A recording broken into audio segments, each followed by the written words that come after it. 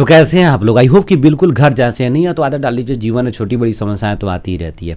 आज के इस वीडियो में हम लोग हिस्ट्री के 10th क्लास के बिहार बोर्ड वाले हिस्ट्री के सेकंड चैप्टर समाजवाद, साम्यवाद और रूस की क्रांति को देखने वाले हैं। फर्स्ट चैप्टर में हम लोगों ने देखा हुआ था यूरोप में राष्ट्रवाद। यूरोप में राष्ट्रवाद में हम लोगों ने देखा फ्रांस की क्रांति, इटली के एकीकरण, जर्मनी के एकीकरण, प्रसा, ऑस्ट्रिया, इन सभी चीज़ों के बारे में बहुत अच्छे ढंग से हम लोगों ने पोस्टमार्टम किया हुआ था, समझा हुआ था कि किस तरह जो है राष्ट्रवाद वर्ल्ड में सबसे पहले यूरोप से क्रिएट हुआ, धीरे धीरे पूरे वर्ल्ड वाइड हुआ। उसी राष्ट्रवाद से प्रभावित होकर के, वहाँ के राष्ट्रवादी लोगों से, राष्ट्रवादी नेताओं से प्रभावित होकर के हमारे यहाँ भी आंदोलन शुरू हुए और हम लोग भी आज़ाद हुए। धीरे धीरे इनका वर्चस्व पूरे वर्ल्ड पर पड़ा। ठीक उसी तरह हम एक और भी घटना का यहाँ पर हम लोग परिचित होंगे, एक घटना से परिचित होंगे जिसको हम लोग रूसी क्रांति, समाजवाद, साम्यवाद कहते हैं, जो विश्व में सर्वप्रथम साम्यवादी सरकार का गठन करता है और विश्व में समाजवाद का क्या होता है, डंका बजाया जाता है और विश्व में समाजवाद का वर्चस्व भी धीरे धीरे बढ़ने लगता है। और शायद यही भी बढ़ने का कारण था कि शीत युद्ध शुरू होता है अमेरिका और यूएसएसआर में, सोवियत संघ में, एक तरफ पूंजीवाद का वर्चस्व बढ़ाने के लिए, दूसरी तरफ समाजवाद का वर्चस्व बढ़ाने के लिए। तो इन सभी चीज़ों का हम लोग इस चैप्टर में मिल का पोस्टमार्टम करेंगे। मज़ा आएगा, आपको बहुत ही इंटरेस्ट आएगा कि किस तरह पूरी दुनिया में समाजवाद का वर्चस्व बढ़ा और समाजवाद का कॉन्सेप्ट आया और ये समाजवाद होता क्या है, समाजवाद को लाया कौन, इन सारी चीज़ों का हम लोग ना मिल के एकदम से बढ़िया से पोस्टमार्टम करेंगे। तो चलिए बिना किसी समय गंवाए मिल के मचाते हैं बवाल विद बहुत सारा सवाल। देखिए चैप्टर यहाँ से शुरू हो जाता है समाजवाद, साम्यवाद और रूस की क्रांति। देखिए इंग्लिश में इसको आप कह सकते हैं सोशलिज्म, कम्युनलिज्म और रशियन रेवोल्यूशन।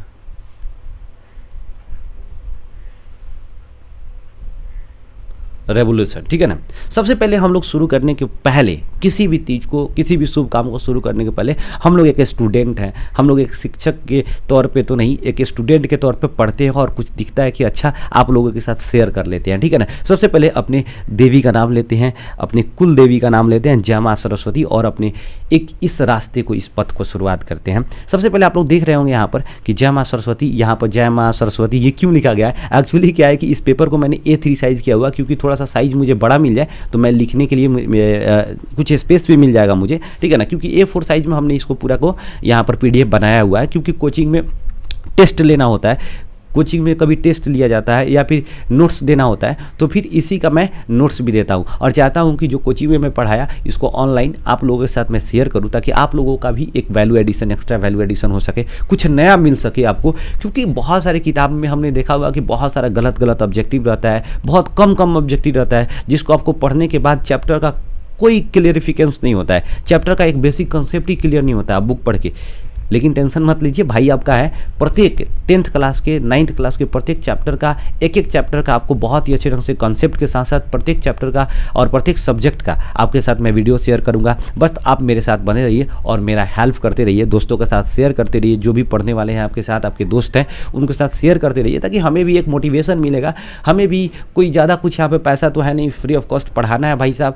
और वीडियो अच्छा लगा तो लाइक कीजिए, ठीक है ना। तो चलिए सबसे पहले इन सभी चीज़ों को छोड़ते हुए, ये सब बेकार की बात है, ये सब एक तरह से मोह माया है, बट अपने एक वास्तविकता पे आते हैं, हम लोग चैप्टर की चर्चा करते हैं, चैप्टर के बारे में समझते हैं। देखिए सबसे पहले आप लोगों के लिए, आप कोई भी बुक पढ़ लेते हैं, कुछ भी पढ़ लेते हैं, सबसे पहले आपको रिवीजन जरूरी है। वीडियो से बहुत फ़ायदा है। देखिए यहाँ पर हम सोशल मीडिया का यूज़ जो है ना अच्छे के लिए करें ना, सोशल मीडिया से अच्छा प्लेटफॉर्म कोई हो ही नहीं सकता है। बट हम लोग क्या है ना कि हम लोग इस चीज़ का यूज सही ढंग में कर ही नहीं रहे हैं, सही तरह से यूज कर ही नहीं रहे, इसका गलत फ़ायदा उठा रहे हैं, ठीक है ना। तो आपको, आप 10th क्लास में पढ़ रहे हैं, जाहिर सी बात है, ठीक है ना। 10th क्लास में पढ़ रहे हैं तो दो चीज़ पर ध्यान दीजिए, आपके कोचिंग में, आपके स्कूल में, आपके सर ने किसी भी चैप्टर का पढ़ाई, मतलब कि आपका क्लास में चैप्टर खत्म हो गया, कोई बात नहीं है, ठीक है ना। गारंटी है कि आपको कुछ ना कुछ इसमें एक्स्ट्रा, मेरे वीडियो में एक्स्ट्रा आपको मिलेगा, ठीक है ना। इसके लिए आपको क्या करना है कि अगर आप खाना बना रहे हैं, आप सोए हुए हैं, लेटे हुए हैं, इसी तरह, तो आप वीडियो चला दीजिए, उसका जो है ना क्वालिटी कम कर दीजिए, ताकि आपका नेट जो होगा ज़्यादा खर्च नहीं होगा, और आराम से रख दीजिएगा। कम से कम आप उसको आराम से ध्यान से सुन लीजिए चीज़ों को। अगर आपने नहीं पढ़ा हुआ है, टोटल को नोट डाउन कीजिए, नोट डाउन कीजिएगा और अच्छा हो जाएगा। लेकिन रिवीजन के समय वीडियो से अच्छा और कुछ हो ही नहीं सकता है। अगर आप काम कर रहे हैं, खाना बना रहे हैं, खाना खा रहे हैं, आराम से चला दीजिए, धर दीजिए और आराम से खाते रहिए और सुनते रहिए। इस तरह आपका रिवीजन भी हो जाएगा। वीडियो का फ़ायदा उठाओ यार, इस सोशल मीडिया का फ़ायदा उठाओ, ठीक है ना, फ़ायदा उठाओगे ज़्यादा फ़ायदा रहेगा, ठीक है ना, क्योंकि दुनिया में जो भी चीज़ है ना उसका ड्रॉबैक भी रहा है, उसका एक तरह से आउटपुट, बेटर आउटपुट भी रहा है। हम क्यों नहीं उस चीज़ को जिससे बेटर आउटपुट हो रहा है उसको हम लोग फाइंड आउट कर लें और उसको प्राप्त कर लें, जो गलत चीज़ है उसको छोड़ दें। तो चलिए बिना किसी समय गंवाए हम लोग अपने मुद्दे पर चलते हैं और समझते हैं एक एक चीज़ को। सबसे पहली बात यह है कि समाजवाद क्या होता है। देखिए, समाजवाद एक तरह का आर्थिक व्यवस्था होता है, आर्थिक सामाजिक व्यवस्था कह सकते हो आप, कि वैसी आर्थिक एवं सामाजिक व्यवस्था जिसके अंतर्गत उत्पादन के सभी साधनों पर सरकार का अधिपत्य होता है, सरकार का क्या होता है, कंट्रोल होता है, ठीक है ना, और उससे उत्पादित होने वाले वस्तुएं एवं सेवाओं का प्रयोग जनता के हित में जब सरकार करती है तो उस तरह की आर्थिक व्यवस्था एवं सामाजिक व्यवस्था को कहते हैं समाजवादी आर्थिक व्यवस्था, सामाजिक व्यवस्था, ठीक है ना। जैसे देखिएगा, आप लोगों ने सुना होगा, सुना क्या, देखा होगा आपने, सरकार क्या करती है, राशन बांटती है। तो राशन क्या करती है, उसमें आप लोग देखा होगा कि गेहूँ किसान से 16 रुपये, 20 रुपये, 18 रुपये खरीदती है, 2 रुपये 3 रुपये देती है। तो ये एग्जाम्पल है समाजवाद का। सरकार का काम है कि हमें जनता के हित में कोई कार्य करे, बात समझे कि नहीं। या फिर आप देखिए, BSNL का आप लोग नाम सुने होंगे, तो BSNL में आप रिचार्ज करवाइएगा, बहुत ही, BSNL को तो सरकार खा गई, बट आप समझिए BSNL का रिचार्ज कराइएगा 60 से 65 रुपये में 1 महीना फ्री ऑफ कॉस्ट, आपको नेट के साथ साथ आपको बातचीत सब मिल जाता है आपको। लेकिन वही जियो का रिचार्ज कराइए 300 रुपये, 200 रुपये, 200, 250 रुपये से तब नीचे मिलता ही नहीं है 250। शुरू में फ्री का आदत धरा है, अब 250 रुपये आपको देना पड़ता है, बात समझे कि नहीं। ये होती है, ये सब होती है प्राइवेटाइजेशन, ये होती है निजीकरण होता है बेसिकली। तो जब भी समाजवाद होगा ना तो इसमें सरकारी संपत्ति ज़्यादा होगा, जैसे सरकारी बैंक ज़्यादा होगा। अभी क्या है, धीरे धीरे सरकारी बैंक सरकार बेच रही है, उसको प्राइवेट कर रही है, रेलवे बेच रही है, उसको प्राइवेट कर रही है, एयरलाइंस बेच दी, बात समझ नहीं। जब इन सारी चीज़ों का भाई साहब अगर इस पर किसी निजी व्यक्ति का अधिकार हो जाता है ना तो उस तरह की अर्थव्यवस्था को कहते हैं पूंजीवादी अर्थव्यवस्था। लेकिन जब ये चीज़ें बड़ी बड़ी उत्पादन, साधन का उत्पादन हो या फिर वस्तु का उत्पादन हो, इन सभी पर सरकार का अधिपत्य होता है, सरकार उसका मालिक होता है, तो उस तरह के देश की आर्थिक व्यवस्था को समाजवादी आर्थिक व्यवस्था कहा जाता है।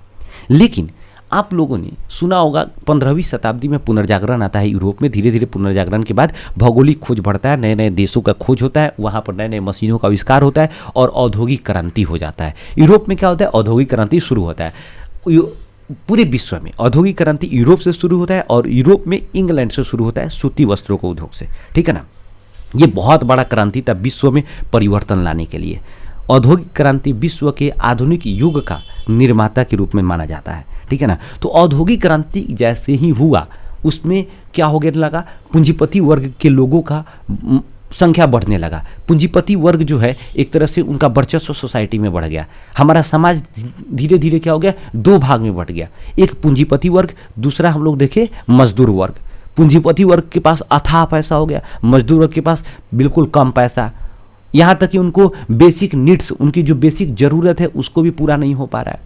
कुछ लोगों ने सोचा, कुछ लोगों के दिमाग में आया कि भाई ये तो गलत हो रहा है ना, कि कुछ ही लोगों के पास पैसा पूरा का पूरा भरा हुआ है, बाकी लोग जो है जिन उनके यहाँ काम कर रहे हैं उनका शोषण किया जा रहा है, उनके पास पैसा की कमी है, उनके पास जो ज़रूरत की चीज़ है वो भी नहीं हो पा रहा है, एक टाइम खा रहे हैं एक टाइम नहीं खा रहे हैं, जहाँ रह रहे हैं पूरी कचरा वाली बस्ती है जिसे हम लोग स्लम कहते हैं, बात समझिए कि नहीं। इन सारी चीज़ों को लोगों, कुछ लोगों के दिमाग में आया, ठीक है ना, तो उन लोगों ने सोचा कि ये गलत है, ऐसा नहीं होना चाहिए।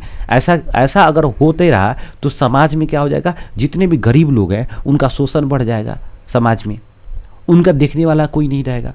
तो फिर इसके खिलाफ कुछ ना कुछ तो होना चाहिए, सरकार को कदम लेना चाहिए। तो इसके खिलाफ में बातें होने लगी कि नहीं, यहाँ पूंजीपति वर्गों को रोका जाए, पूंजीपति वर्ग के लोगों के द्वारा जो शोषण किया जा रहा है उस पर रोक लगाया जाए, मजदूरों को कैसे एक तरह से होशियार किया जाए, मजदूरों को कैसे जागरूक किया जाए उनके अधिकार के लिए, क्योंकि सारा काम तो मजदूर करते हैं, फैक्ट्री में जाकर के रात रात भर खटते हैं, सब काम करते हैं।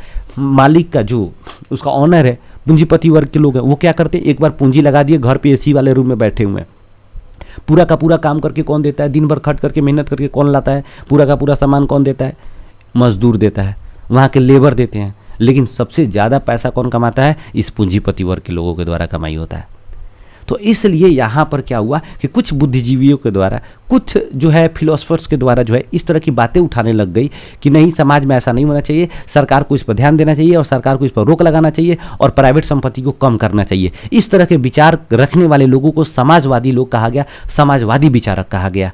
बात समझ आ रहा है, जो जिस चीज़ का विचार रखता होगा उसी चीज़ के नाम से जाना जाएगा। तो समाजवाद के परिप्रेक्ष्य में रखने वाले विचारकों को क्या कहा जाएगा, समाजवादी विचारक कहा जाएगा, ठीक है ना। तो बात समझ आया कि समाजवाद का जो उत्पत्ति हुआ वो औद्योगिकरण के बाद एक तरह से हम लोग बात करें कि पूंजीवाद का जब शुरुआत हुआ, पूंजीपति वर्गों का वर्चस्व बढ़ना शुरू हुआ, तो उसके बाद में क्या हुआ, समाजवादी विचारकों का क्या हुआ, उद्भव हुआ और इन लोगों ने आवाज़ उठाना शुरू किया। ठीक है ना।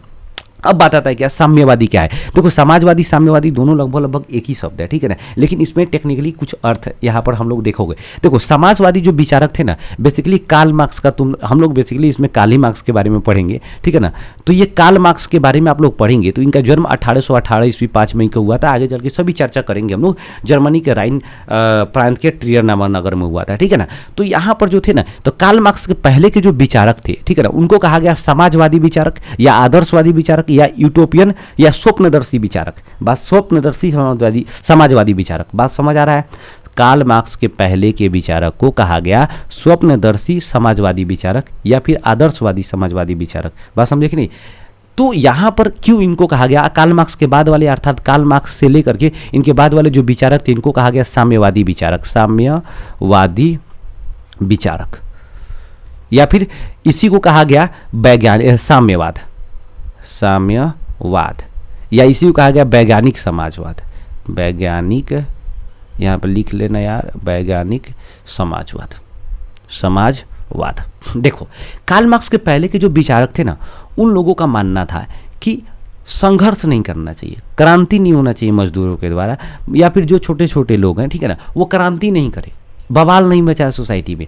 आराम से बैठ करके पूंजीपति वर्ग के लोग, मजदूर वर्ग के लोग बैठ करके आपस में समन्वय का मतलब होता है राय विचार से, सोशल हार्मोनी के तहत क्या करे, आपस में एक दूसरे से इन चीज़ों का समझौता कर ले, ठीक है ना, ताकि इसमें लोगों के बीच जो है संघर्ष पैदा नहीं हो। समाज में क्या होगा, संघर्ष पैदा होगा तो फिर क्या होगी, बहुत तरह की समस्याएं उत्पन्न होगी। किनका मानना था, कार्ल मार्क्स के पहले वाले विचारक, जिसमें से मुख्य थे रॉबर्ट ओवेन, ठीक है ना, लुई ब्ला, चार्ल्स फूरिये, सेंट साइमन। ये लोग जो थे ना, ये लोग थे आदर्शवादी समाजवादी विचारक थे, अर्थात कह सकते हैं आप लोग स्वप्नदर्शी समाजवादी विचारक, ठीक है ना।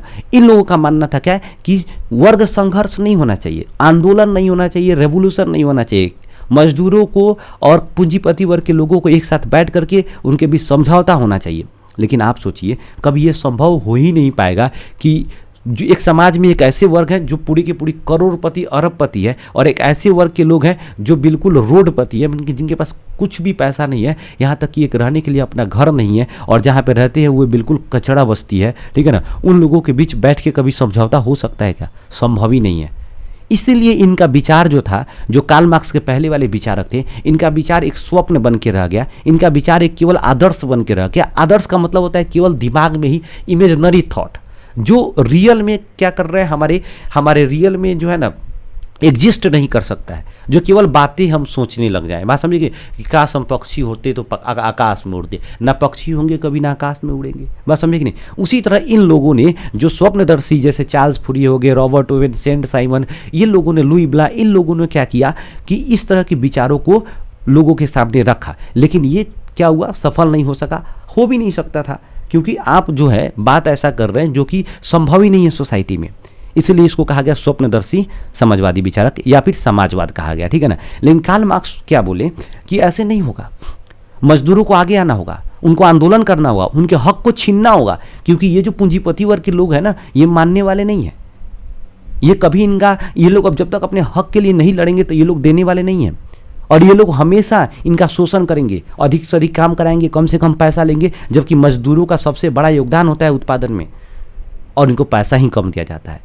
तो समाजवाद की बात हम लोग कर रहे हैं, तो समाजवाद को हम लोग टाइम ऑफ पीरियड कालखंड में बांट सकते हैं। कार्ल मार्क्स के पहले के समाजवाद, जिसको हम लोग स्वप्नदर्शी समाजवाद कह सकते हैं, या फिर समाजवाद कह सकते हैं, आदर्शवादी समाजवाद कह सकते हैं, ठीक है ना।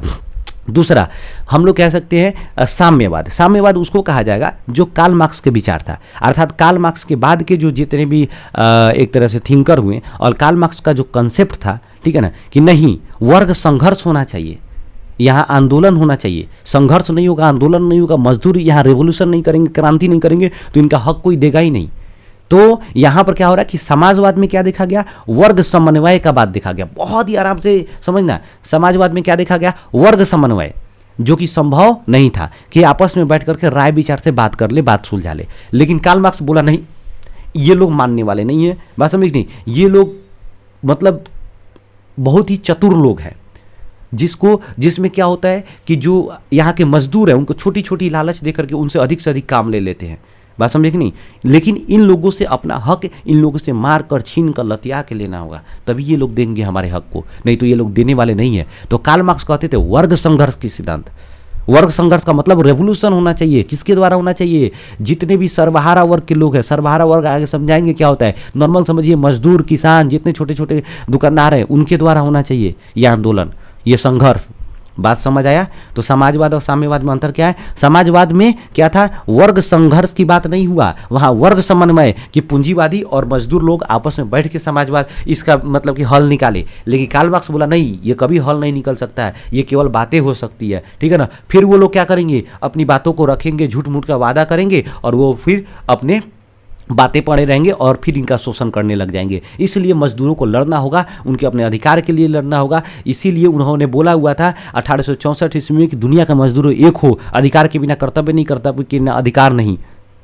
बहुत सारी चीज़ें आपको हम बताएंगे आगे चल करके, मज़ा आने वाला है, आपको बिल्कुल इंटरेस्ट आएगा, एक कंसेप्ट आपको समझ आ जाएगा कि आखिर समाजवाद और साम्यवाद होता क्या है। यहाँ पर तो समझ आ गया, ठीक है ना। एक एक करके और क्वेश्चन का हल करते चलेंगे और मज़ा आएगा आपको। तो चलिए यहाँ पर हम लोग एक एक करके क्वेश्चन शुरू करते हैं। कह रहा है क्या, वैसी आर्थिक व्यवस्था जिसमें उत्पादन के सभी साधनों पर राज्य का अधिकार हो, राज्य का मतलब देश, सरकार, देश, सरकार का अधिकार हो, उसे हम क्या कहते हैं? तो उनसे पूंजीवादी कहते हैं क्या? बिल्कुल नहीं, समाजवादी कहते हैं। जब राज्य का पूरा उत्पादन के साधनों पर अधिकार होगा तो समाजवादी, लेकिन जब निजी व्यक्ति का अधिकार होगा तो हम कहेंगे पूंजीवादी। लेकिन जब दोनों मिल के काम करेगा तो मिश्रित अर्थव्यवस्था। तो अपने इंडिया में क्या है? मिश्रित अर्थव्यवस्था है। बीजेपी धीरे धीरे कौन सी व्यवस्था लाने की कोशिश कर रही है? पूंजीवादी अर्थव्यवस्था। देख रहे हैं ना, बार बार बेचा जा रहा है, ठीक है ना। LIC बेचा जा रहा है, बात समझे कि नहीं, बैंकिंग को बेचा जा रहा है, प्राइवेटाइज किया जा रहा है, रेलवे बेचा रहा है, एयरलाइन बेचा जा रहा है, पेट्रोलियम जो है एरिया को बेचा जा रहा है, बात समझे कि नहीं। तो इसको कहते हैं क्या करना है, पूंजीवादी अर्थव्यवस्था में क्या करना है, तब्दील करना देश की अर्थव्यवस्था को। बात समझ आया? अब देखिए, करें कि समाजवादी विचारधारा रखने वाले लोगों का समाज के प्रति क्या विचार था। तो जो भी समाजवादी विचारधारा के लोग, समाजवादी जैसे कि लुई ब्ला थे, चार्ल्स फुरिये थे, सेंट साइमन थे, रॉबर्ट ओवेन थे, ठीक है ना। रॉबर्ट ओवेन का नाम तो बहुत ही फेमस है, इंग्लैंड में अर्थात ब्रिटेन में समाजवाद का जनक को उन्हीं को माना जाता है, ठीक है ना। तो कहता था कानूनी समानता, आर्थिक समानता, मताधिकार कोई नहीं। देखिए, आर्थिक समानता, समाजवादी विचारक क्या मानते थे कि आर्थिक समानता होना चाहिए। समाज क्या है कि बिल्कुल समाज में दो वर्ग में समाज बंट चुका है। एक पूंजीपति वर्ग जिनके पास अरबों पैसा है, अथाह पैसा है, बिल्कुल एकदम से पहाड़ और जमीन का अंतर हो चुका है, ठीक है ना। पूंजीपति वर्ग के लोग पहाड़ बन गए हुए हैं और हम लोग जो छोटे वर्ग के लोग हैं, जो मजदूर हैं, जो छोटे छोटे किसान हैं, छोटे छोटे दुकानदार हैं, वो बिल्कुल एकदम से तल पे हैं। तो इनके बीच बहुत बड़ी खाई हो चुकी है, ठीक है ना। तो ये खाई नहीं होना चाहिए, इसमें समानता होनी चाहिए। हाँ, भले सभी लोगों की समानता उनकी योग्यता के अनुसार होना चाहिए, लेकिन इतना भी तो खाई नहीं होनी चाहिए कि बिल्कुल किसी के पास बेसिक नीड्स नहीं पूरा हो रहा है, जरूरत की चीज़ें पूरी नहीं हो रही है, किसी को शिक्षा नहीं मिल रहा है, स्वास्थ्य नहीं मिल पा रहा है, अच्छे से भोजन नहीं मिल पा रहा है, और कोई क्या है कि ऐशो आराम की जिंदगी काट रहा है। बात समझ कि नहीं, करोड़ों की संपत्ति डेली करोड़ों का मतलब कि उड़ा रहा है। बात समझ आएगा नहीं। तो समाजवादी विचार रखने वाले लोग क्या चाहते थे? आर्थिक समानता चाहते थे। दूसरा, समाजवाद शब्द का पहली बार व्यवहार में कब लाया गया था? देखिए, समाजवाद शब्द को पहली बार जो भाई साहब व्यवहार में लाया गया था 1827 ईस्वी में व्यवहार में लाया गया था। बात समझे कि नहीं। देखिए आगे कह रहा है क्या कि समाजवाद का उदय निम्न में से किस घटना के बाद हुआ? औद्योगिक क्रांति के बाद। अभी जस्ट हमने बताया कि औद्योगिक क्रांति हुआ, उसके बाद क्या हुआ, पूरे समाज दो वर्ग में बढ़ गया, एक पूंजीपति वर्ग और दूसरा क्या बन गया भाई साहब, आप हम लोग देख रहे थे मजदूर वर्ग। पूंजीपति वर्ग के पास अथाह पैसा हो गया, मजदूर वर्ग के पास बिल्कुल पैसा नहीं रहा, उनको अपनी जरूरत की चीज़ें पूरी नहीं हो पा रही थी। तब कुछ लोगों ने बोला कि ये गलत है, ये आवाज़ उठाना शुरू किया, जिनको समाजवादी विचारक कहा गया, ठीक है ना। कह रहा है कि औद्योगिक क्रांति सर्वप्रथम कहाँ हुआ था? इंग्लैंड में हुआ था, सूती वस्त्र उद्योग से हुआ था, ठीक है ना। कह रहा था कार्ल मार्क्स के पहले समाजवादी विचारक को क्या कहा जाता था? कार्ल मार्क्स के पहले के समाजवादी विचारक, अभी जस्ट बताया कि कार्ल मार्क्स के पहले के समाजवादी विचारक थे, उनको कहा गया आदर्शवादी, स्वप्नदर्शी। बात समझे कि नहीं, यहाँ A+B सही होगा, समझे कि नहीं। उनको आदर्शवादी भी कहा गया क्योंकि उनकी जो विचार थी, उनका जो थियोरी था, वो केवल आदर्श बन के रह गया, वो केवल विचार में ही रह गया, रियल में कोई काम नहीं कर पाया। स्वप्नदर्शी मतलब स्वप्न स्वप्न बन के रह गया, केवल ये लोग सपना देखे के रह गए। बात समझ गए, स्वप्नदर्शी, स्वप्न को देखने वाले स्वप्नदर्शी। तो जो समाजवादी विचारक कार्ल मार्क्स के पहले के थे, ये लोग स्वप्नदर्शी नहीं हुए, केवल सपना देख लिए, लेकिन रियल में तो कुछ नहीं हुआ, इसलिए प्लस बी सही होगा। आगे कर रहे क्या, वैज्ञानिक समाजवाद किसे कहते हैं? वही साम्यवाद को कहा जाता है वैज्ञानिक समाजवाद, समझे कि नहीं। और आधुनिक समाजवाद को भी कहा जाता है वैज्ञानिक समाजवाद। यहाँ पर समझिए थोड़ा सा, वैज्ञानिक समाजवाद को क्या कहा जाता है, यहाँ पर पॉइंट को समझिएगा। एक साम्यवाद, वैज्ञानिक समाजवाद को साम्यवाद भी कहा जाता है, आधुनिक समाजवाद भी कहा जाता है। यहाँ ए प्लस बी आंसर नहीं होगा, यहाँ ए प्लस सी आंसर होगा। यहाँ गलती से टाइप हो गया है, ए प्लस सी आंसर होगा। बात को समझिएगा, हम बार बार कह रहे हैं कि इतना ऑब्जेक्टिव लाने का मेरा एक ही मकसद है कि आप चैप्टर को इस तरह समझिए कि कोई आपके सामने बैठे तो उसको अच्छे से समझा दीजिए। बात समझ आया कि नहीं आया? चलिए आगे बढ़ते हैं। कह रहे कि आधुनिक समाजवाद या वैज्ञानिक समाजवाद या साम्यवाद का जनक किसे कहा जाता है? देखिए यहाँ पर कार्ल मार्क्स को कहा जाता है। हमने तीनों नाम को यहाँ पर दिया हुआ है, इसलिए क्वेश्चन में तीनों नाम दिया हुआ है कि तीनों का मतलब एक ही है। कभी कभी क्या होता है कि एग्जाम में ऐसे पूछेगा कि साम्यवाद को अन्य नाम किस नाम से जाना जाता है, तो आधुनिक समाजवाद, वैज्ञानिक समाजवाद। बात समझ आया कि नहीं आया? ठीक है ना। तो इसके जनक किसको कहा जाता है? कार्ल मार्क्स को कहा जाता है। हालांकि कार्ल मार्क्स और फ्रेडरिक एंगल्स इनके जो दोस्त थे, दोनों का महत्वपूर्ण योगदान था। बात समझे कि नहीं? चलिए आगे बढ़ते हैं। कह रहा कि इंग्लैंड में आदर्शवादी जनक किसे कहा जाता है? आदर्शवाद का इंग्लैंड में आदर्शवादी समाजवाद का जनक कह सकते हैं। समाजवाद का जनक किसे कहा जाता है? तो याद रखिएगा रॉबर्ट ओवेन को। रॉबर्ट ओवेन जो थे ना, वो इंग्लैंड के क्या थे, एक जो थे आपका पूंजीपति थे, एक तरह से आप कह सकते हैं कि एक बहुत बड़े फैक्ट्री के मालिक थे, कारखाना के मालिक थे। उन्होंने ही सर्वप्रथम एक मजदूर को इतना ज़्यादा अच्छा व्यवस्था दिया, उसके पहले कोई नहीं दिया हुआ था इंग्लैंड में। इनके देखा देखी लोग समझने लगे कि नहीं, मजदूर को अगर खुश रखेंगे तो क्या होगा, हमारे उत्पादन क्षमता बढ़ेगी, सब कुछ बढ़ेगा। क्योंकि रॉबर्ट ओवेन ने कहा हुआ था कि संतुष्ट श्रमिक ही वास्तविक श्रमिक होते हैं। संतुष्ट श्रमिक, वास्तविक श्रमिक कहने का मतलब ये है कि जब तक श्रमिक को हम संतुष्ट नहीं करेंगे तब तक वो सही ढंग से काम नहीं करेंगे। अगर सही ढंग से काम नहीं करेंगे भाई साहब, तो क्या होगा, वहाँ पर आउटपुट सही नहीं आ पाएगा, हम प्रोडक्शन सही ढंग से, उत्पादन सही ढंग से नहीं कर पाएंगे। बातें समझ आ रही है? तो पूछेगा क्वेश्चन कि यहाँ पर देखिए क्या करें, प्रत्येक को उसके क्षमता के अनुसार तथा प्रत्येक को उसके कार्य के अनुसार पारिश्रमिक मिलना चाहिए। ये किसका कथन था? देखिए ये सेंट साइमन का कथन था कि प्रत्येक को उसकी क्षमता के अनुसार तथा प्रत्येक को उसके कार्य के अनुसार पारिश्रमिक मिलना चाहिए। ठीक है ना। एक कथन तो ये सेंट साइमन ने बोला था, लेकिन एक कथन पूछेगा कि यहाँ पर संतुष्ट श्रमिक ही वास्तविक श्रमिक, तो रॉबर्ट ओवेन ने कहा हुआ था। ठीक है ना। देखिए सेंट साइमन जो थे ना, फ्रांस के एक फिलोसफर थे, सामाजिक मतलब एक तरह से चार्ल्स फूरिये भी वहीं के थे। ठीक है ना। समाजवाद के फिलोसफर थे। ठीक है ना। उन्होंने कहा हुआ था कि प्रत्येक व्यक्ति को उनके क्षमता के अनुसार काम देना चाहिए, कि देखेंगे कि वो काम क्या कर सकता है और किस तरह का काम कर रहा है, उसके हिसाब से उसको मजदूरी पारिश्रमिक मिलना चाहिए। बराबरी का बात इन्होंने नहीं कहा, ये बहुत अच्छा बात कहा हुआ था कि प्रत्येक व्यक्ति को उनके कार्य के अनुसार और क्षमता के अनुसार क्या होना चाहिए, उनको काम भी मिलना चाहिए क्षमता के अनुसार, और उनके कार्य के अनुसार उनको पैसा मिलना चाहिए। बात समझे कि नहीं? तो चलिए, करा क्या, संतुष्ट श्रमिक ही वास्तविक श्रमिक है, यह कथन किसका है? रॉबर्ट ओवेन का है। करा कि चार्टिस्ट आंदोलन किस वर्ष हुआ था? 1838 ईस्वी हुआ था भाई साहब इंग्लैंड में। 1838 ईस्वी इंग्लैंड में हुआ था चार्टिस्ट आंदोलन। ये क्यों हुआ था? ये रॉबर्ट ओवेन का सबसे बड़ा देन था। रॉबर्ट ओवेन के जब इस तरह की चीज़ों को देखा गया, जब पूरा जो किसान वर्ग के लोग थे या फिर मजदूर वर्ग के लोग थे, जब इनके विचारों को सुने तो वो लोग समझे सही बात, ये मेरे साथ तो गलत हो रहा है। इसलिए वो लोग आंदोलन करना शुरू कर दिए, बवाल मचाना शुरू कर दिए। उसी में से चार्टिस्ट आंदोलन जो था ना, वो इंग्लैंड में हुआ था 1838 ईस्वी में। कह रहा है कार्ल मार्क्स का जन्म कब हुआ था? देखिए कार्ल मार्क्स का जन्म एक्चुअली क्या हुआ था कि 5 मई 1818 ईस्वी को जर्मनी के राइन प्रांत के ट्रियर नामक नगर में हुआ था। हालांकि इतना क्वेश्चन डीप से नहीं पूछेगा कि किस जगह पे हुआ था, किस नगर में हुआ था। ठीक है ना। नॉर्मल समझिए 5 मई 1818 ईस्वी को कार्ल मार्क्स का जन्म कहाँ हुआ था? जर्मनी में हुआ था। इनके पिता का नाम था हेनरिक मार्क्स। ठीक है ना। यहाँ हेनरिक मार्क्स, कार्ल मार्क्स के पिता का नाम था हेनरी मार्क्स। ठीक है ना। वो एक पेशे से वकील थे, बहुत बड़े वकील थे। इसलिए पता चलता है कि कार्ल मार्क्स जो थे ना, संपन्न घर से बिलोंग करते थे, लेकिन मजदूर वर्ग के लोगों की भलाई के लिए, उनके हित के लिए ये अपने पूरे जीवन को क्या किया? समर्पित कर दिया। ठीक है ना। और समाजवाद के जनक के रूप में मतलब एक तरह से विख्यात हो गए। ठीक है। यहाँ पर समझना थोड़ा सा ये है कि कार्ल मार्क्स का जन्म तो यहाँ पर देख रहे हैं कि 1818 में हुआ था। दूसरा हम लोग ये देख रहे हैं कि कार्ल मार्क्स का जो जो अपना जो शादी किए हुए 1843 ईस्वी में शादी किए हुए थे, ये अपने एक दोस्त, बचपन के दोस्त जेनी के साथ शादी किए हुए थे, लव मैरिज शादी किए हुए थे। कब? 1843 ईस्वी में, ठीक है ना।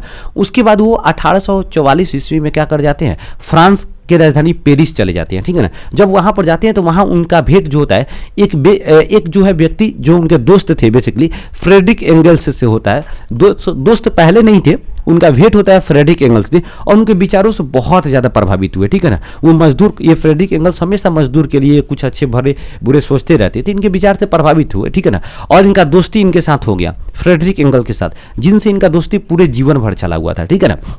तो 1844 ईस्वी में क्या हो गया, फ्रेडरिक एंगल से दोस्ती हो जाता है, और ये दोनों आदमी ने मिल करके क्या हुआ कि 1848 ईस्वी में कम्युनिस्ट मैनिफेस्टो, समाजवादी घोषणा पत्र का क्या हुआ, प्रकाशन किया। आगे हम पढ़ाएंगे एक एक करके, देखिएगा आपको बहुत मजा आएगा। आप चलिए एक बार समझिए। तो यहाँ पर हम लोगों ने क्या देख लिया कि जो साम्यवादी घोषणा पत्र है वो फ्रेडरिक एंगल्स और कार्ल मार्क्स के द्वारा 1848 ईस्वी में किया गया, और फ्रेडरिक एंगल्स का भेंट मतलब कार्ल मार्क्स का भेंट जो था फ्रेडरिक एंगल के साथ 1844 ईस्वी पेरिस में हुआ था। कार्ल मार्क्स ने 1843 ईस्वी में अपने बचपन के मित्र जेनी के साथ शादी किया, ठीक है ना। और वहाँ हम लोग आगे देखते हैं थोड़ा सा क्या है। यहाँ पर देख रहे हैं कि जेनी के साथ शादी किया होता है। कम्युनिस्ट मैनिफेस्टो या साम्यवादी घोषणा पत्र प्रकाशन 1848 ईस्वी में हुआ था।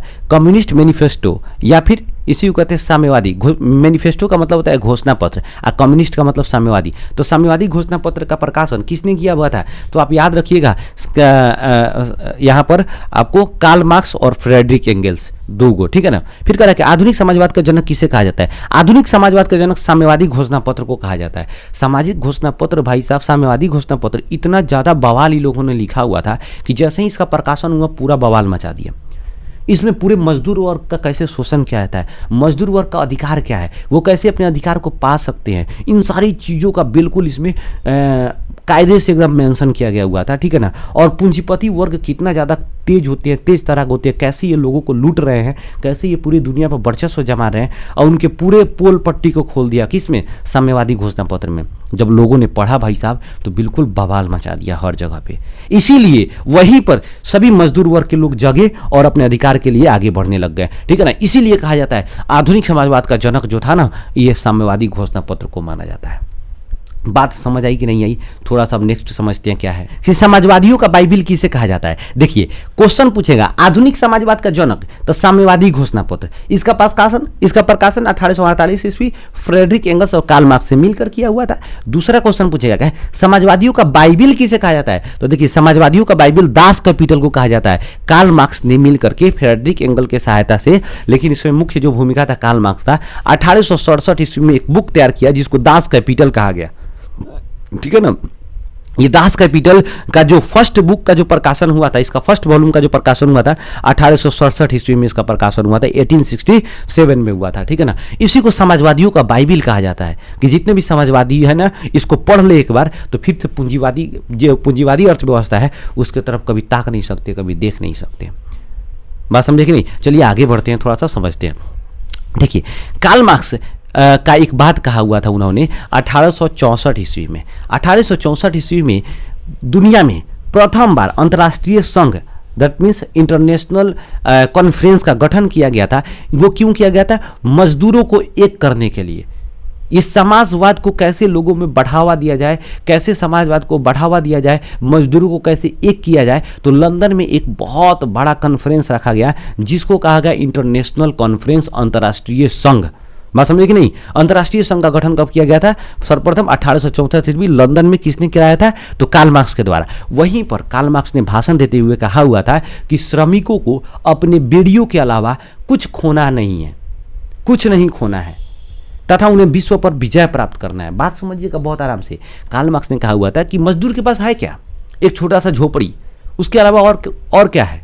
इसलिए मजदूरों को खोने के लिए कुछ नहीं है, खोने के लिए पूंजीपति वर्गों के पास बहुत कुछ है। तो वो लोग टेंशन ने, आप लोगों को क्या करना है, आंदोलन करना है, आगे आना है। और उसी समय उन्होंने एक और ज़्यादा बहुत ही ज़्यादा फेमस जो है डायलॉग बोला हुआ था। उन्होंने बोला हुआ था दुनिया के मजदूरों एक हो। तो क्वेश्चन पूछेगा दुनिया का मजदूरों एक हो का नारा किसने दिया, कार्ल मार्क्स ने। कब दिया, 1864 ईस्वी में। श्रमिकों को अपने बेड़ियों के अलावा खोने के लिए कुछ और नहीं है, किसने कहा हुआ था, कार्ल मार्क्स ने। कब कहा? 1864 में। 1864 में एक और बात बोला हुआ था उन्होंने कि कर्तव्य, अधिकार के बिना कर्तव्य नहीं और कर्तव्य के बिना अधिकार नहीं। पॉइंट समझिएगा, अधिकार के बिना कर्तव्य नहीं और कर्तव्य के बिना अधिकार नहीं। इस स्लोगन का सर्वप्रथम किसने दिया था? इसका नारा किसने दिया था? कार्ल मार्क्स ने। कब दिया था? 1864 ईस्वी में। बातें समझ आ रही है कि नहीं आ रही है? सारी चीज़ों को हम लोग पोस्टमार्टम करते चलेंगे, आपको मज़ा भी आएगा, ठीक है ना। देखिए करा क्या, तो इसमें आंसर क्या हो जाएगा आपका? कार्ल मार्क्स हो जाएगा। कुछ नहीं है, कार्ल मार्क्स ने बोला था 1864 में। करा क्या, दुनिया का मजदूर एक होकर नारा किसने दिया था? कार्ल मार्क्स ने दिया हुआ था। कार्ल मार्क्स के अनुसार मानव इतिहास किस प्रकार का था?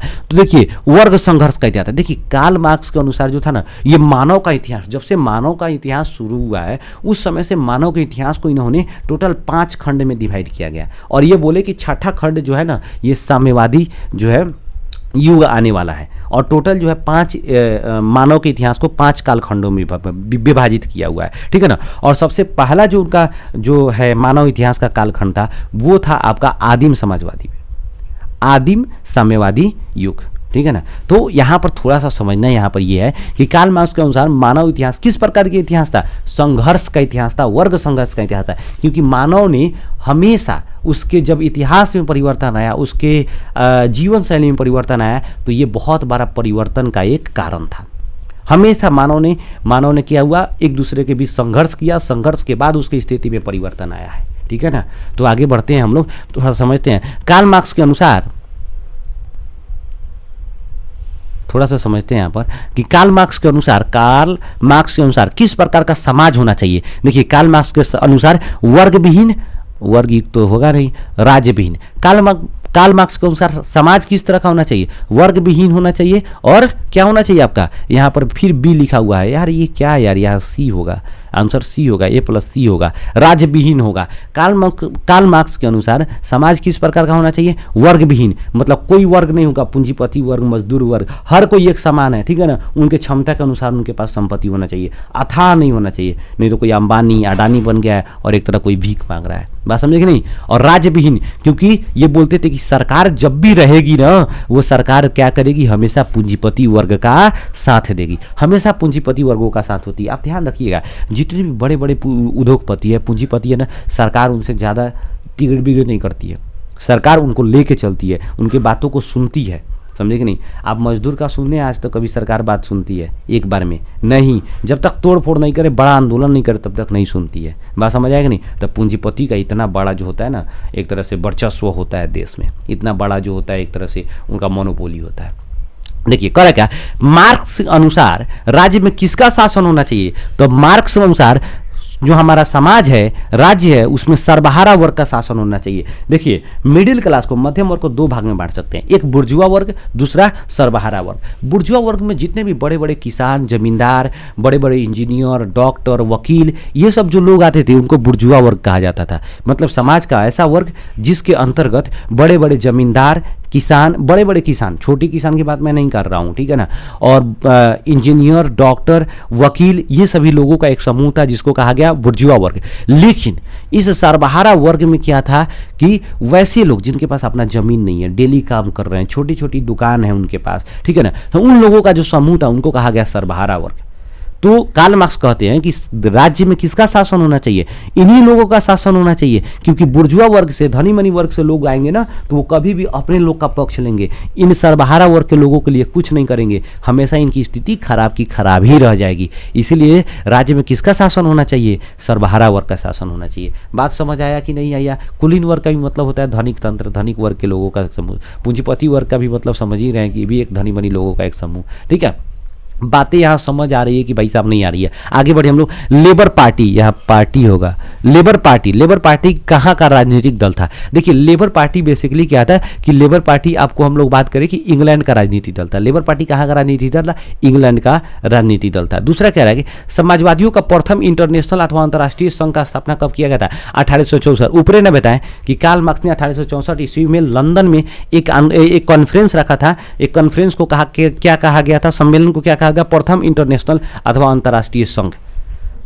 किस लिए रखा था? समाजवाद को बढ़ावा देने के लिए। समाजवाद को क्या करने के लिए? सभी लोगों को, सभी देश में समाजवाद कैसे बढ़ाया जा सकता है, लोगों के सामने रखने के लिए, समाजवाद के विचार को बढ़ावा देने के लिए रखा हुआ था। और इसी समय उन्होंने 3-4 भाषण दिया हुआ था। भाषण में 3-4 बातों को बोला हुआ था जो फेमस हो गया। एक तो मजदूरों को अपने बेड़ियों के अलावा खोने के लिए कुछ नहीं है, दूसरा दुनिया के मजदूर एक हो, तीसरा जो था अधिकार के बिना कर्तव्य नहीं, कर्तव्य के बिना अधिकार नहीं। ये तीनों चीज़ याद रखिएगा। यहाँ पर देखिए, अधिकार के बिना कर्तव्य नहीं और कर्तव्य के बिना अधिकार नहीं, किसका है? मार्क्स का है। सब चीज़ें आपको मिलेंगे एक एक करके, एक एक चीज़ को हमने मेंशन किया हुआ है। करेक्ट। कार्ल मार्क्स की मृत्यु कब हुई थी? देखिए, कार्ल मार्क्स का मृत्यु जो था ना 1883 ईस्वी में हुआ था। और कार्ल मार्क्स की मृत्यु होने के बाद जो है ना, यहाँ पर एक और कॉन्फ्रेंस रखा गया था। जैसे हम पढ़ रहे थे ना कि प्रथम इंटरनेशनल, प्रथम जो है अंतर्राष्ट्रीय संघ, तो द्वितीय अंतर्राष्ट्रीय संघ का कब रखा गया था? 1889 ईस्वी को। और 1889 ईस्वी के बाद ही 1 मई 1890 ईस्वी को पूरे विश्व में जो है ना, पूरे विश्व में मैक्सिमम देखें तो हम यूरोप और अमेरिका में मजदूरों के द्वारा बहुत बड़ा आंदोलन किया गया। और इस आंदोलन के बाद जो है प्रत्येक वर्ष 1 मई को मजदूर दिवस के रूप में मनाया गया। तो प्रथम बार मजदूर दिवस कब मनाया गया? 1 मई 1890 ईस्वी को, ठीक है ना। तब प्रत्येक बार मजदूर दिवस आप किस आंदोलन के बाद, किस तरह के कॉन्फ्रेंस के बाद मनाया गया? तो 1890 ईस्वी के कॉन्फ्रेंस के बाद, अर्थात द्वितीय अंतर्राष्ट्रीय संघ के जो संघ का जो स्थापना किया गया था उसके बाद किया गया। बातें समझ आ रही है? आगे बढ़ते हैं। करेक्ट। द्वितीय अंतर्राष्ट्रीय संघ का बैठक कब हुआ था? 1889 ईस्वी में। इसमें टोटल 400 प्रतिनिधि भाग लिए हुए थे, देश के लोगों ने भाग लिया हुआ था, बड़े बड़े अध्यक्ष, वहाँ के राष्ट्रपति, प्रधानमंत्री ने भाग लिया हुआ था। अंतर्राष्ट्रीय मजदूर दिवस 1 मई को मनाया जाता है। नेक्स्ट है, करेक्ट है, प्रथम बार मजदूर दिवस कब मनाया गया था? तो देखिए, प्रथम बार बेसिकली मजदूर दिवस जो था, हाँ, प्रथम बार जो मजदूर दिवस था वो आपको 1 मई 1890 ईस्वी, 1 मई 1890 ईस्वी को मनाया गया था। विश्व में सर्वप्रथम साम्यवादी सरकार का गठन कहाँ किया गया? रूस में। इसीलिए तो रूस की क्रांति पढ़ेंगे भाई साहब कि रूस में क्रांति हुआ, विश्व में प्रथम बार साम्यवादी सरकार का गठन भी हुआ। रूस के सम्राट को क्या कहा जाता था? जार कहा जाता। तो रूस का जो राजा था उसको जार कहा जाता था, ठीक है ना।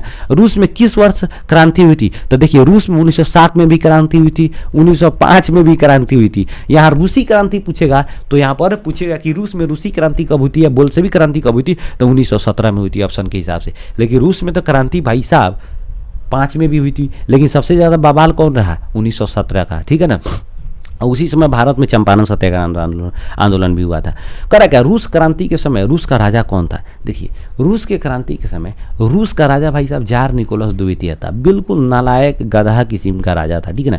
खुद इसकी पत्नी फंसी हुई थी दूसरा कोने से, बात समझे कि नहीं। उसी से में एक पादरी रहता था, एक पंडित मान लीजिए। पंडित का मतलब ईसाई धर्म में जो पुजारी होता था, पादरी बेसिकली, ठीक है ना। रास्पुटिन नाम का था, ठीक है ना। उसी से फंसी हुई थी ये जार निकोलस की। रूस की क्रांति के समय जार निकोलस की पत्नी जरीना थी, बात समझे कि नहीं। चलिए आगे देखते हैं थोड़ा सा। करा कि खूनी रविवार की घटना किस वर्ष हुई थी? देखिए, खूनी रविवार की जो घटना हुई थी आपको हम देखेंगे 1905 ईस्वी की हुई थी, 9 मार्च को, ठीक है ना। 9 मार्च, इधर से 22 मार्च ग्रेगोरियन कैलेंडर अनुसार। बाद में रूस में 1917 ईस्वी में कुल कितनी क्रांति हुई थी? रूस के 1917 ईस्वी में 2 क्रांतियाँ हुई थी। एक को कहते हैं फरवरी क्रांति, फरवरी महीना में हुआ था पुराने कैलेंडर के अनुसार से। दूसरा अक्टूबर क्रांति, पुराने कैलेंडर के अनुसार से हुआ था, इसलिए इसको अक्टूबर क्रांति। इसी को बोल्शेविक क्रांति भी कहा जाता है, बोल्शेविक क्रांति भी कहा जाता है। इसी को रूसी क्रांति भी कहा जाता है। इसी को सर्वहारा क्रांति भी कहा जाता है, सर्वहारा क्रांति भी कहा जाता है। किसको? अक्टूबर के क्रांति को। लेकिन नेक्स्ट क्या कर रहा है कि रूस में किस क्रांति के फलस्वरूप रोमनो राजवंश का अंत हो गया? देखिए, रूस में जो था ना फरवरी क्रांति के फलस्वरूप क्या हुआ? रोमनो राजवंश का अंत हो गया। रोमनो राजवंश का क्या था? तो रोमनो राजवंश का ही राजा था जार निकोलस द्वितीय। किस तरह? फ्रांस में बुर्बो राजवंश था जिसका अंत हो गया हुआ था, बात समझे कि नहीं। 1830 ईस्वी में अंत कर दिया गया था, ठीक है। लेकिन फिर 1815 ईस्वी में लाया गया था, तो 1830 में अंत कर दिया गया। ठीक उसी तरह रोमनो राजवंश का अंत हो गया। कहाँ पर? आप रूस में। कब? फरवरी क्रांति के समय दे। फरवरी क्रांति कब हुआ था? तो 27 फरवरी 1917 ईस्वी को। नए कैलेंडर के अनुसार से क्या था कि आप 13 दिन बढ़ा देंगे तो 12 मार्च होता था। 28 को महीना लगता था, एक दिन ही उधर, 12 दिन उधर, 12 मार्च को हो गया, ठीक है ना। दूसरा क्या है कि रूस में सर्वहारा वर्ग का शासन किस क्रांति के फलस्वरूप हुआ था? देखिए, ये जो फरवरी क्रांति हुई ना, तो रोमनो राजवंश तो अंत हो गया। लेकिन ये जो था ना रूस में रूसी सोशल डेमोक्रेटिक पार्टी था। 1903 ईस्वी में क्या हो गया, दोनों बंट गया, एक बन गया बोल्शेविक, दूसरा बन गया मेनशेविक। बोल्शेविक का जो थे वो सर्वहारा वर्ग का पार्टी था, ठीक है ना। अब मेनशेविक जो था ना वो क्या था, बुर्जुआ वर्ग का पार्टी था। तो ये बुर्जुआ वर्ग का मुख्य जो अर्थात मेनशेविक का जो था ना, ये लीडर जो था केरेंस्की था। तो इसीलिए फरवरी का जब क्रांति हुआ क्या था, लेनिन क्या था, यहाँ रूस में नहीं था, लेनिन उस समय स्विट्जरलैंड में गया हुआ था, बात समझे कि नहीं, वहीं पर रह रहा था। लेकिन वहां पर जैसे ही क्रांति हुआ, फरवरी क्रांति, तो उसमें क्या हो गया, बोल्शेविक दल का शासन नहीं हुआ, मेनशेविक दल का शासन हो गया। मेनशेविक का मतलब होता है अल्प मत वाला, अब बोल्शेविक का मतलब होता है अब बहुमत वाला। एग्जाम में बहुत बार क्वेश्चन पूछा हुआ है, याद रखिएगा आप लोग। तो फरवरी क्रांति में किसकी शासन हो गई, केरेंस्की की सरकार, अर्थात मेनशेविक दल का शासन हो गया, ठीक है ना, याद रखेंगे केरेंस्की की सरकार, ठीक है ना। आगे बढ़ते हैं, कह रूस में सर्वहारा वर्ग का शासन, रूस में सर्वहारा वर्ग का शासन किस क्रांति के फलस्वरूप हुआ, तो रोमनोव वंश का शासन हुआ, खत्म हुआ फरवरी क्रांति में। उसमें क्या हो गया आपको, हम लोग देखें केरेंस्की का सरकार आ गया। लेकिन केरेंस्की का जैसे ही सरकार आया फरवरी में यानी मार्च में, उसी समय लगभग लास्ट ऑफ मार्च में क्या हुआ, लेनिन चला आता है कहाँ से, स्विट्जरलैंड से अपना रूस में आता है। रूस में आया तो देखा तो भाई चाहिए तो बड़ी गड़बड़ हो रहा है। फिर यहाँ पर क्रांति हुआ और फिर से क्या हुआ, कुलीन वर्ग के लोग बैठ गए, यहाँ पर बुर्जुआ वर्ग के लोग बैठ गए। तो फिर इसका फिर क्या होगा, फिर से क्रांति। लोगों ने क्या किया वहाँ पर, ये लेनिन सबसे पहले लोगों को इकट्ठा करना शुरू कर दिया, लोगों को भड़काना शुरू किया। इसका सबसे विश्वसनीय साथी था जिसका नाम था ट्राटस्की, उसके साथ मिला और एक सेना का गठन किया, ठीक है ना। धीरे धीरे क्या किया और इसको केरेंस्की की सरकार को तख्ता पलट करने का विचार करने लगा।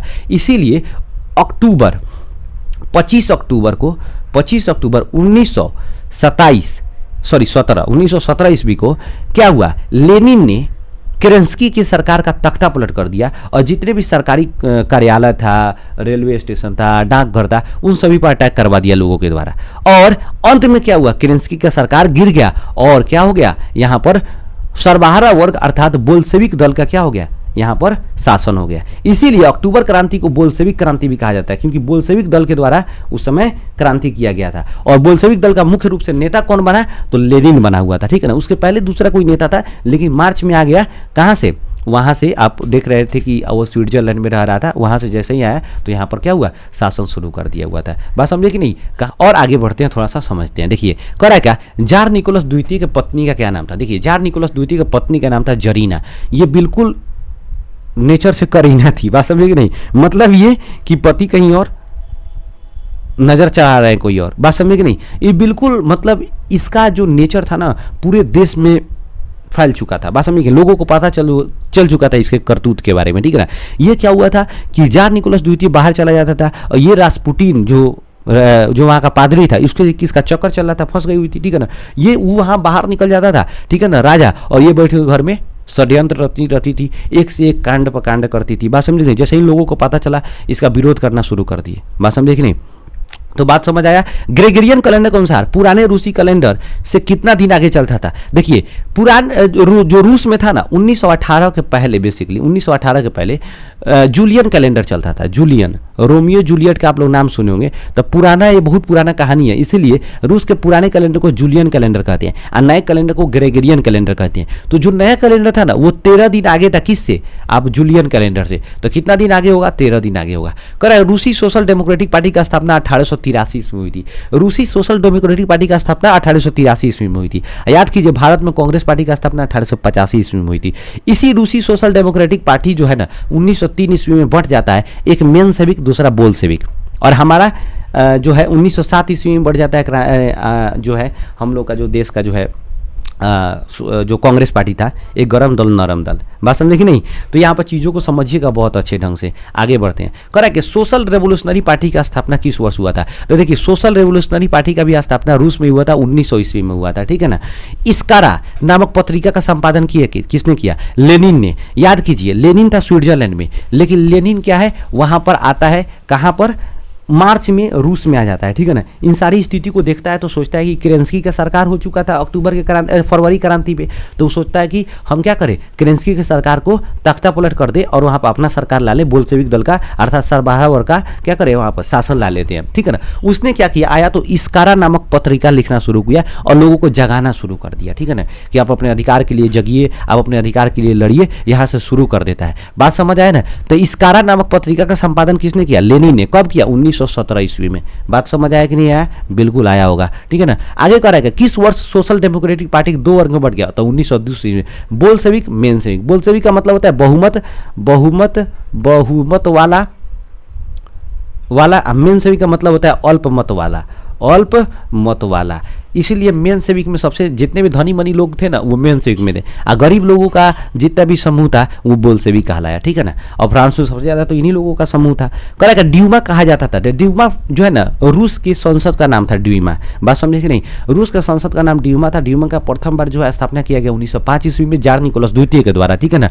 जार निकोलस द्वितीय बेसिकली क्या था कि 1881 ईस्वी में अलेक्जेंडर द्वितीय का जब हत्या हो गया उसके बाद वहाँ का शासक बना था रूस का। बात समझे कि नहीं। आप याद रखिएगा एक बात हमेशा कि रूस में 1881 ईस्वी में अलेक्जेंडर द्वितीय का जब वहाँ पर हत्या कर दिया गया निहिलिस्टों के द्वारा, ठीक है ना। वहाँ एक लोगों का समूह था जिसको निहिलिस्ट कहा जाता था, उनके द्वारा हत्या कर दिया गया जब जार निकोलस द्वितीय नहीं, अलेक्जेंडर द्वितीय का। बात समझे कि नहीं। तो वहाँ पर बवाल पूरा मच गया और उसी समय लेनिन के भाई का गिरफ्तार करके उसको सजा दिया गया, ठीक है ना। उसी के बाद से लेनिन जो है ना राजतंत्र का बिल्कुल विरोध करने लग गया, उसका कट्टर विरोधी बन गया था, ठीक है ना। आगे बढ़ते हैं हम लोग।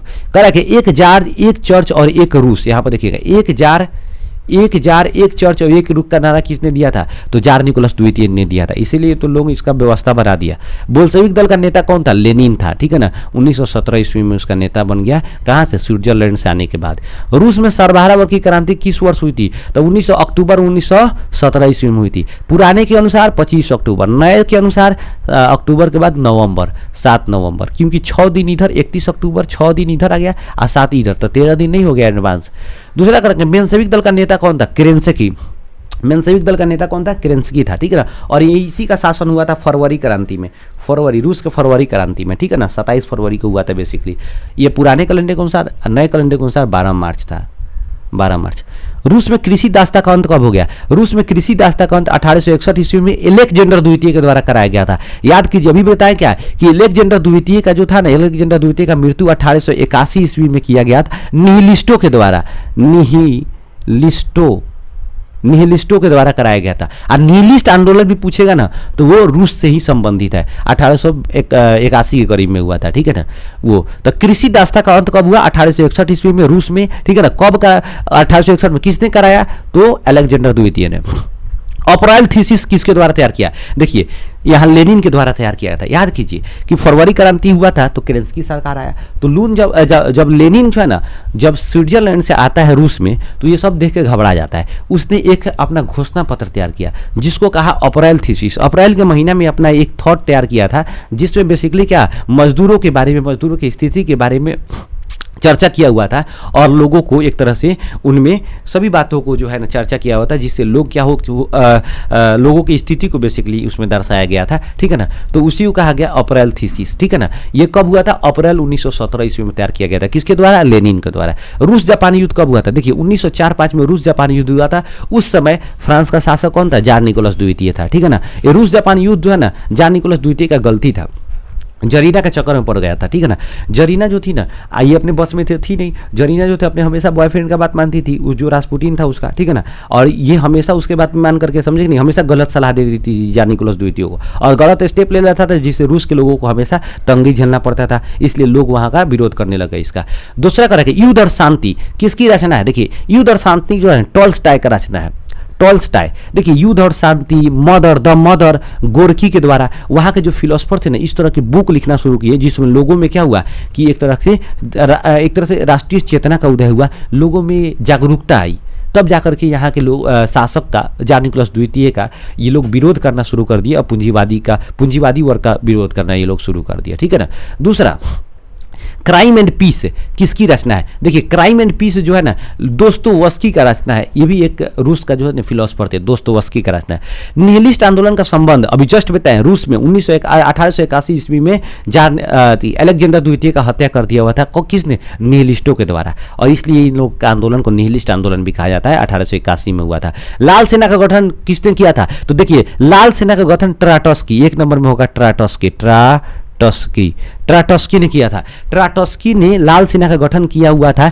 कब किया हुआ था भाई साहब? तो आप याद रखेंगे 1918 ईस्वी में, ठीक है ना। ये किसके विचार मतलब सलाह पर किया था? तो यहाँ पर लेनिन के सलाह से किया हुआ था, लेनिन के सलाह से। ट्राटस्की और लेनिन बहुत ही एक दूसरे के एक तरह से कह सकते हैं आप करीबी व्यक्ति थे, बात समझे कि नहीं, एक दूसरे से बहुत ही करीब थे, एक दूसरे से राय विचार लेकर के कोई भी काम करते थे। और ट्राटस्की हमेशा लेनिन की बातों का बहुत वैल्यू करता था, ठीक है ना। इसलिए ट्राटस्की लेनिन के जो कहने पर है ना, ट्राटस्की ने लाल सेना का गठन किया था।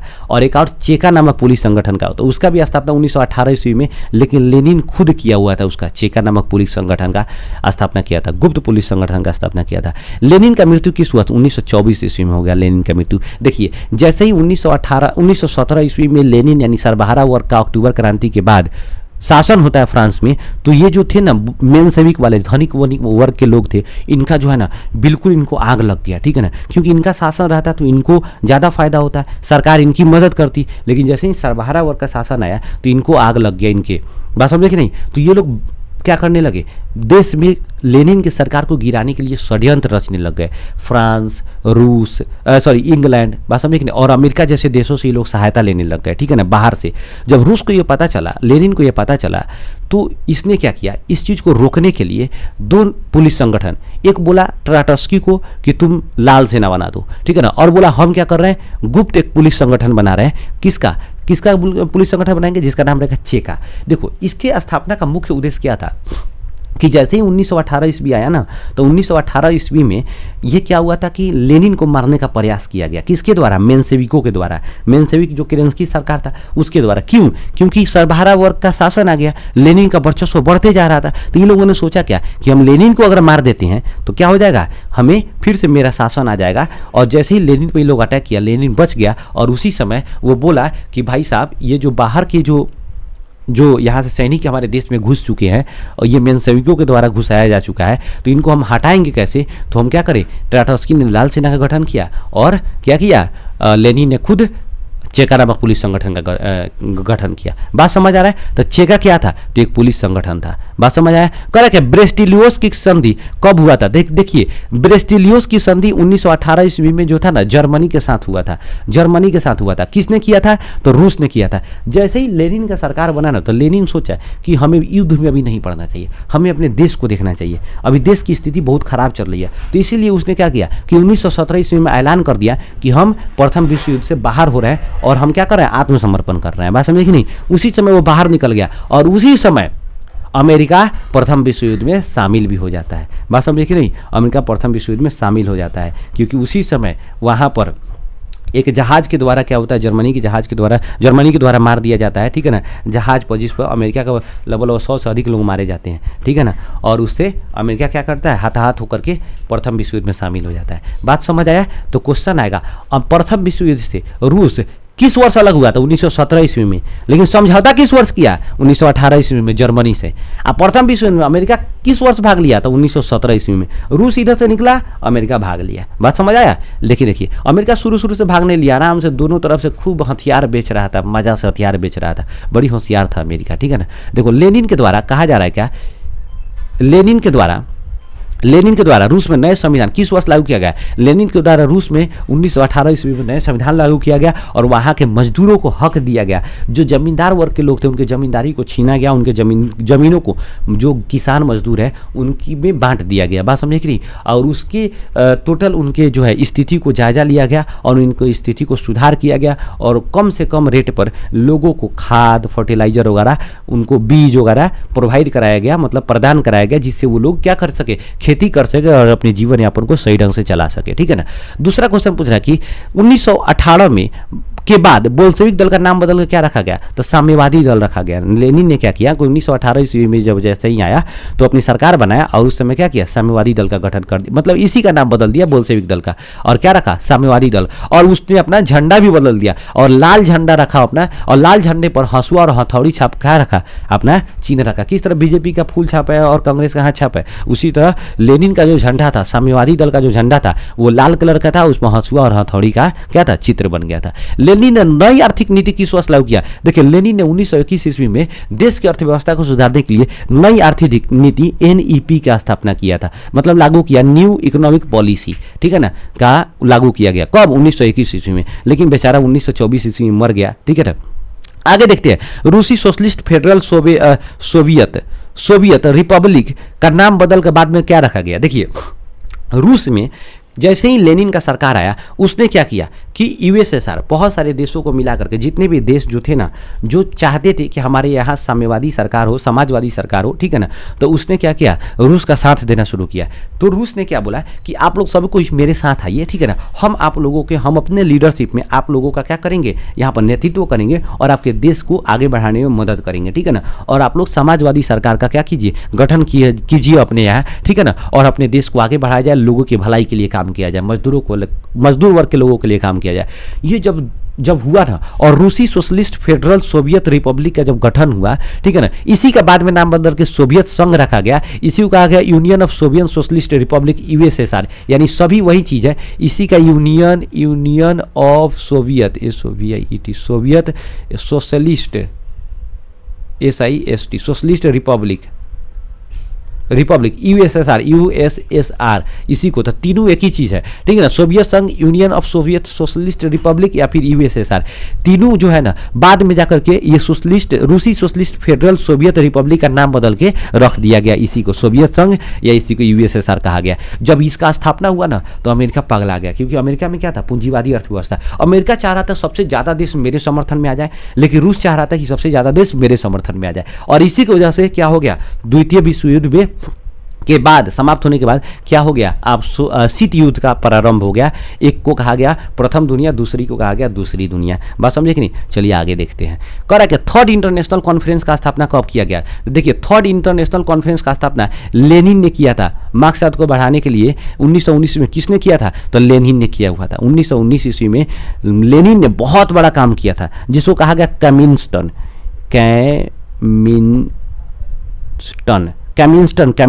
कहा गया था। और इसी कैमिन्स्टन का मतलब होता है कि वैसे देशों का समूह जो समाजवाद को क्या करते हैं, समाजवाद को बढ़ावा देते हैं और समाजवादी अर्थव्यवस्था को क्या करते हैं, एक तरह से फॉलो करते हैं, ठीक है ना, उनके ग्रुप को क्या गया, कैमिन्स्टन कहा गया, ठीक है ना। और इसका स्थापना 1919 ईस्वी में किया गया हुआ था। बात समझे कि नहीं, तो कह दो मार्क्सवाद बढ़ाने 1919 किसने किया था, तो लेनिन ने किया था। आप फर्स्ट ईस्वी में इसमें कोई एक और ऑप्शन धर लीजिए, ट्राटस्की होगा, इसीलिए नहीं लिखा होगा, हिंदी में थोड़ा सा मुश्किल हो जाता है यार। कैमिन्टर्न, वही है कैमिन्टर्न, ये है कैमिन्स्टर्न या कैमिन्टर्न, कैमिन्टर्न, ये वाला ना होगा, कैमिन्टर्न। तो कैमिन्टर्न का स्थापना 1919 ईस्वी में लेनिन ने किया था। ये क्या था, एक समाजवादी देशों का एक समूह था। बात समझे कि नहीं, जिसको बाद में यूएसएसआर भी कहा गया बाद में, ठीक है ना। कह रहा है फ्रांस की क्रांति किसकी क्रांति थी, तो फ्रांस की क्रांति फ्रांस की क्रांति बुर्जुआ वर्ग की क्रांति थी। फ्रांस में बुर्जुआ वर्ग का शासन हो गया, क्योंकि वहां पर याद कीजिए, वहां पर क्या रखा गया हुआ था, कानून, यानी मत देने का अधिकार किसको दिया गया था, जिनके पास पैसा हो, जो टैक्स दे रहे हैं। तो टैक्स कौन देंगे, धनी वनी व्यक्ति देंगे, इसीलिए वहां बुर्जुआ वर्ग का मतलब समझ ही गए थे कि जिसमें धनी वर्ग के लोग आते हैं बुर्जुआ वर्ग, जिसमें गरीब वर्ग के लोग आएंगे, छोटे छोटे किसान, मजदूर, छोटे छोटे दुकानदार, ठीक है ना, तो उससे हम कहेंगे सर्वहारा वर्ग। तो यहाँ रूस की बात करेंगे तो रूस में किस तरह क्रांति हुई, तो सर्वहारा वर्ग। अब फ्रांस में किस तरह क्रांति हुई, तो बुर्जुआ वर्ग। तो यहाँ आंसर क्या हो जाएगा, फ्रांस का पूछ रहा है तो बुर्जुआ वर्ग। और रूस में किस तरह क्रांति हुई, तो सर्वहारा वर्ग, गरीब वर्गों का क्यों? लेनिन का नेता था बोल्शेविक दल का, और उसी का अक्टूबर में फाइनल आकर के क्या हुआ, वहाँ पर इंडिया रूस में सरकार बना। दूसरा पूछा है, लेनिन की मृत्यु के बाद सोवियत संघ का राष्ट्रपति कौन बना? देखिए, जैसे ही लेनिन मरा ना तो सोवियत संघ का राष्ट्रपति स्टालिन बन गया। स्टालिन भी बहुत बेहतरीन नेता था, ठीक है ना। 1924 ईस्वी में स्टालिन क्या बनता है, सोवियत संघ का नेता बनता है, उसका महासचिव अर्थात वहाँ का राष्ट्रपति बनता है, और 1953 ईस्वी तक राज करता है। बेचारा 1953 ईस्वी में मर जाता है। उसने स्टालिन का मतलब होता है स्टील का, मतलब एक तरह से शरीर, स्टील का व्यक्ति, बात समझे कि नहीं? स्टालिन, बात समझे कि नहीं? स्टील का मतलब पुरुष, ठीक है ना, स्टील का व्यक्ति। एक तरह से स्टील को हम लोग फौलाद भी कहते हैं उर्दू में, अरबी में, ठीक है ना। तो फौलादी पुरुष, बात समझे कि नहीं? तो एक तरह से फौलादी पुरुष किसको कहा जाता था? स्टालिन को, ठीक है ना। स्टील का पुरुष किसको कहा जाता था? स्टालिन को कहा जाता था। स्टालिन रूस का शासक कब बना? 1924 ईस्वी में, यूएसएसआर का। मर कब गया? 1953 ईस्वी में, 1953 ईस्वी में। कह रहा था स्टालिन का क्या अर्थ होता है? लोहा का आदमी, स्टील का आदमी। आंसर क्या होगा? स्टील का आदमी। फौलादी पुरुष, डी होगा, फौलादी पुरुष। बी प्लस सी आंसर हो जाएगा, दोनों था, ठीक है ना, दोनों मतलब होता है। सोवियत संघ के प्रथम बार पंचवर्षीय योजना, हाँ ये देखिए, प्रथम बार पंचवर्षीय योजना, भाई साहब प्रथम बार पंचवर्षीय योजना गलत हो गया, 1928 ईस्वी में शुरू किया गया था। इसमें कोई ऑप्शन ही नहीं है यार। प्रथम बार पंचवर्षीय योजना 1924, यहाँ पर 1928 होना चाहिए। प्रथम बार पंचवर्षीय योजना कब शुरू हुआ था? रूस में। पूरे वर्ल्ड में प्रथम बार पंचवर्षीय योजना रूस में शुरू हुआ 1928 ईस्वी में, ठीक है ना। और यहीं से पंचवर्षीय योजना हमारे देश में भी लिया गया हुआ है। याद कीजिए, किसने शुरू किया हुआ था इस पंचवर्षीय योजना को? स्टालिन ने शुरू किया हुआ था। क्यों? देश की अर्थव्यवस्था को सुधारने के लिए, ठीक है ना। पंचवर्षीय अर्थव्यवस्था में आखिर होता क्या है? तो अगले 5 साल के लिए देश की अर्थव्यवस्था को कैसे चलाया जाए, कैसे विकसित किया जाए, कैसे सुधारा जाए, इसका क्या होता है? योजना होता है, ठीक है ना। इसीलिए इसको पंच मतलब 5 साल, वर्षीय, पंच मतलब 5, वर्षीय मतलब 5 वर्ष का, योजना मतलब 5 वर्ष का, आने वाले 5 वर्षों का योजना, ठीक है ना। देखो करेक्ट है। ग्लासनोस्त और पेरेस्ट्रोइका का नीति किसने अपनाई थी? तो देखिए 1985 ईस्वी में सोवियत संघ का जो है ना राष्ट्रपति कौन बनता है? Gorbachev, Mikhail Gorbachev. इस मिखाइल गोर्बाचेव ने क्या हुआ कि स्टालिन के नीति को खत्म कर दिया, और उसने क्या किया? ये ग्लास्तनोस्त है। ग्लास्त का मतलब देखिए, क्वेश्चन एक बार पूछा था कि ग्लास्त का क्या अर्थ होता है, तो ग्लास्तनोस्त का अर्थ होता है खुलापन। देखिए ग्लास क्या होता है? ऊपर से खुला होता है, इसीलिए इसको खुलापन। और दूसरा पुनर्रचना, ठीक है ना। पेरेस्ट्रोइका का अर्थ क्या होता है? पुनर्रचना, ठीक है ना। ये पुनर्रचना और खुलापन, ये दोनों में कंफ्यूजन हो जाता है, इसीलिए ग्लास्तनोस्त मतलब ग्लास खुला होता है, इसलिए खुलापन, ठीक है ना। दूसरा क्वेश्चन क्या आ रहा है? किस वर्ष सोवियत संघ का विघटन? बड़ा बात यह है कि अभी जस्ट लाइट कट गया है, जिसकी वजह से ये वीडियो तुरंत बंद हो गया, क्योंकि वाईफाई से कनेक्ट होकर ये पूरा का पूरा वीडियो शूट होता है। तो जैसे ही लाइट कटा है, वाईफाई का कनेक्शन खत्म हो गया है, जिसकी वजह से फिर 10 से 15 मिनट के बाद लाइट आया है, तो फिर मैं बैठा हुआ हूँ। आपके क्वेश्चन शायद समाप्त हो गए हुए हैं, दो क्वेश्चन और बचे हुए हैं यहाँ पर। उसी 2 क्वेश्चंस को पूरा करने के लिए हमने फिर से दोबारा ये वीडियो शूट करना स्टार्ट किया हुआ है। तो चलिए पहले हमने इस पूरे क्वेश्चंस को पूरा करते हैं हम लोग, और पहले समझते हैं। देखिए यहाँ पर हम लोगों ने देख चुका हुआ था कि मिखाइल गोर्बाचेव सोवियत संघ का राष्ट्रपति, यानी प्रधानमंत्री, यहाँ राष्ट्रपति समझिएगा, राष्ट्रपति जो है कब बनते हैं? तो मिखाइल गोर्बाचेव सोवियत संघ का राष्ट्रपति 1985 ईस्वी में बनते हैं, ठीक है ना। और जैसे ही ये बनते हैं तो स्टालिन के बहुत सारे नीति का उन्होंने खारिज कर दिया, उसको समाप्त कर दिया, और अपना नया नीति लाया, आर्थिक नीति, जिसको हम लोग ग्लास्तनोस्त, खुलापन और पेरेस्ट्रोइका, इसका भी हम लोगों ने चर्चा कर लिया हुआ, ठीक है ना। अब देखा गया ये कि पेरेस्ट्रोइका का जो नीति किसने अपनाई थी? तो गोर्बाचेव ने, मिखाइल गोर्बाचेव इनका पूरा नाम है, ठीक है ना। अब यहाँ पर देखिए किस वर्ष सोवियत संघ का विघटन हो गया, यहाँ से हम लोग देखते हैं, क्योंकि सोवियत संघ का तो लेनिन ने स्थापना किया था 1918 ईस्वी में। तो यहाँ पर सोवियत संघ का विघटन जो होता है ना, दिसंबर 1991 ईस्वी में सोवियत संघ का विघटन होता है। और टोटल सोवियत संघ जो है भाई साहब, वो टोटल आपका क्या होता है, यहाँ पर देखते हैं आप लोग, 15 देश में विभक्त होता है। और वो टोटल देश Estonia, Latvia, Lithuania, Belarus, Ukraine, Moldova, Turkmenistan, Uzbekistan, Kazakhstan, Kyrgyzstan, Tajikistan, Armenia, Azerbaijan and Georgia, total 15 देश, और रूस में टूट गया। टोटल 15 देश में टूट गया, जिसके बाद जो है अलग एक रूस का स्थापना हुआ, क्योंकि पहले रूस नहीं, इसी रूस का मेन एक्चुअली क्या था कि सोवियत संघ जो था ना, वो यूएसएसआर का जो था मेन जो लीडर था रूस था, सोवियत संघ का मेन लीडर रूस था। लेकिन बाद में ये 15 देश में टूट गया, तो रूस अलग हो गया, ठीक है ना। और आज का जो रूस है, जिसका राष्ट्रपति व्लादिमीर पुतिन है।